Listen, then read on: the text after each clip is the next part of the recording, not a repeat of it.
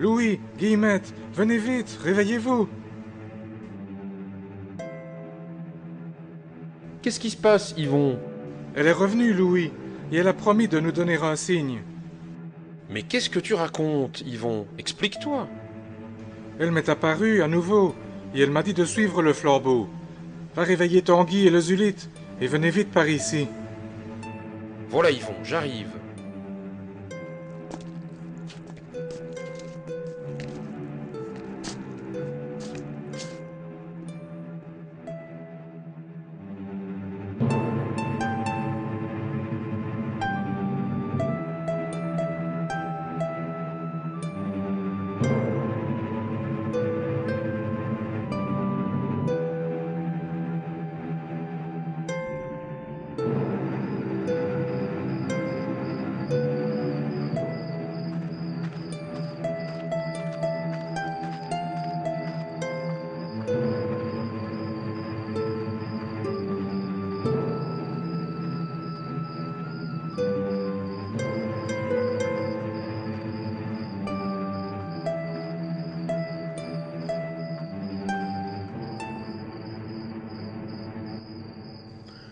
Regarde, Yvon, le flambeau s'est arrêté. Il a disparu dans le sol. Il faut creuser maintenant. Vas-y, Louis.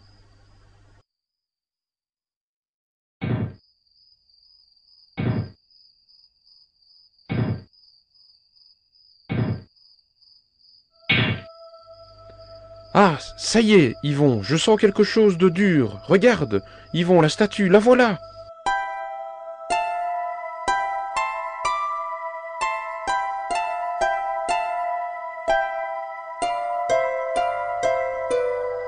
Oh, merci, ma bonne patronne.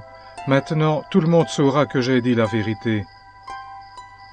C'est monsieur le curé qui va en faire une tête. Si après ça, il ne croit pas encore aux apparitions, je ne sais pas ce qu'il faudra pour le convaincre.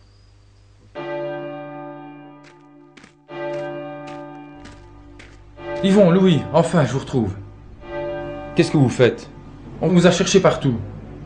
Eh bien, qu'est-ce qui se passe, François? C'est la grange, Yvon. Elle a complètement brûlé. On a fait tout ce qu'on a pu, mais il ne reste rien. La grange? Il n'y a pas eu de victime, au moins. Non, heureusement. Mais ce qui est étonnant, c'est que les pierres ont brûlé. Alors que les meules de paille qui étaient juste à côté ont été épargnées par les flammes. Quoi? Ce n'est pas possible. Que les pierres brûlent et pas la paille, ce n'est vraiment pas normal. C'est un signe du ciel. Mon père racontait que cette grange avait été construite avec des matériaux provenant d'une ancienne construction. Il s'agit sûrement de la vieille chapelle dédiée à Sainte Anne, qu'elle nous demande maintenant de restaurer et dont on vient de retrouver la statue. Je ne comprends quand même pas pourquoi elle voudrait maintenant que ces pierres soient détruites. Sans doute veut-elle nous faire comprendre par là qu'elle ne veut pas que ce qui a servi pour sa chapelle soit utilisé à des fins profanes. En tout cas, moi, je sais ce qu'il me reste à faire. Je vais de ce pas trouver monsieur le curé, en espérant bien que cette fois, il se laissera convaincre et nous donnera enfin la permission de reconstruire cette chapelle, pour la plus grande gloire de Dieu et de notre bonne patronne.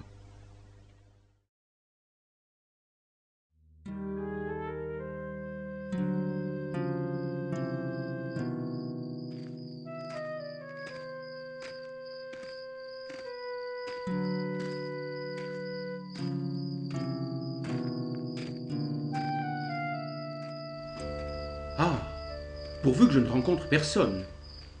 Être obligé de venir ici, en cachette, pour plonger mon bras dans l'eau de cette fontaine, c'est déjà suffisamment humiliant pour ne pas avoir à subir en plus les remarques des villageois.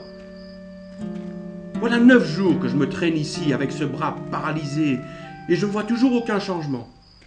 Que du contraire, la douleur est chaque jour un peu plus vive. Monseigneur l'évêque s'est laissé abuser par Nicolas Zic. Il n'aurait jamais dû donner son autorisation pour qu'on construise cette chapelle. Pour moi, en aucun cas je ne peux me résoudre à croire à ces apparitions. Et je me rends compte que j'ai eu tort d'écouter Dom Mazur. Comme s'il suffisait de tremper mon bras dans l'eau pour être guéri. Enfin, puisque j'y suis,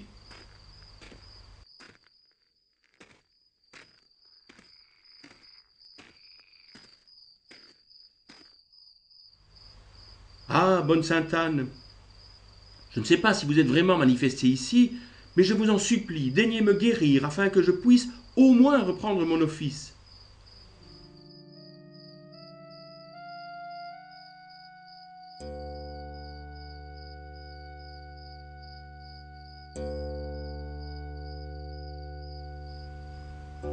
Mais il me semble que j'ai moins mal. Mais oui, mon bras, je peux à nouveau le bouger. Je suis guéri. Merci, Sainte-Anne. Oh oui, vous l'aurez, votre chapelle. Et elle sera magnifique. Je vais m'y employer aussi, et de toutes mes forces. Et je vous promets aussi de faire une réparation publique pour me faire pardonner d'avoir douté de vous. Monsieur le curé, vous, ici? Oh, Yvon, comme je suis content de te voir. Je te demande pardon d'avoir douté de toi. Sainte-Anne m'a guéri, ici, à la fontaine du Bosséno. Tu sais bien, ce bras qui était paralysé depuis quelques jours. Eh bien, regarde, je peux le bouger, je ne sens plus rien maintenant. Ah, monsieur le curé, vous ne pouvez pas savoir à quel point cette nouvelle me réjouit. J'ai beaucoup souffert de votre opposition. Aussi, votre revirement me comble-t-il de joie. Je voudrais encore te demander une faveur, celle de pouvoir célébrer la première messe lorsque la chapelle sera reconstruite. Avec le plus grand plaisir, monsieur le curé.